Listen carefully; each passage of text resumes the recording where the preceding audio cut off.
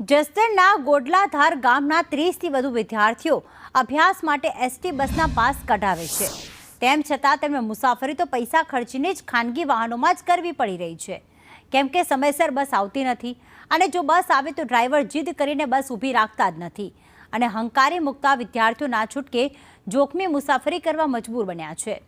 આ મુદ્દે ગોડલાધારના પૂર્વ સરપંચ તેમજ વિદ્યાર્થીઓએ ડેપો મેનેજરને રજૂઆત કરી છે। ત્યારે બસ શરૂ થઈ જશે તેવી ડેપો મેનેજર દ્વારા ખાતરી પણ આપવામાં આવી છે। જો કે બસ શરૂ નહીં થાય તો વિદ્યાર્થીઓ દ્વારા જસદણ એસટી ડેપોમાં બસ રોકો આંદોલન કરવામાં આવશે તેવી ચીમકી ઉચ્ચારી છે।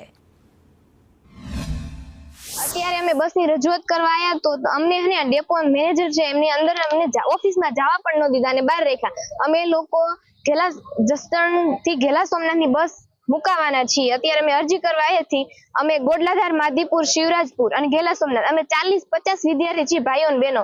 અમે બધા અરજી કરવા આવ્યા છીએ કે અમને બસ જો નહીં મૂકી દેવામાં આવે તો અમે બધા અહીં અરજી કરશું।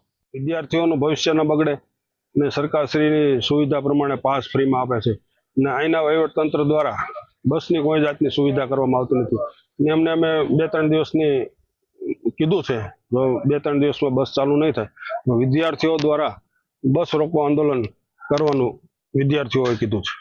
ગોડલાધારના વિદ્યાર્થીઓની રજૂઆત છે બસની, બરાબર ને એ બસ ની માગણી એમની છે તો એ માગણી આજ રોજ એ લોકો આપી ગયા છે। તો અમે રાજકોટ ડિવિઝન ઓફિસે ચર્ચા કરી માર્ગદર્શન માંગી અને એમને સગવડ પૂરી પાડી આપીશું।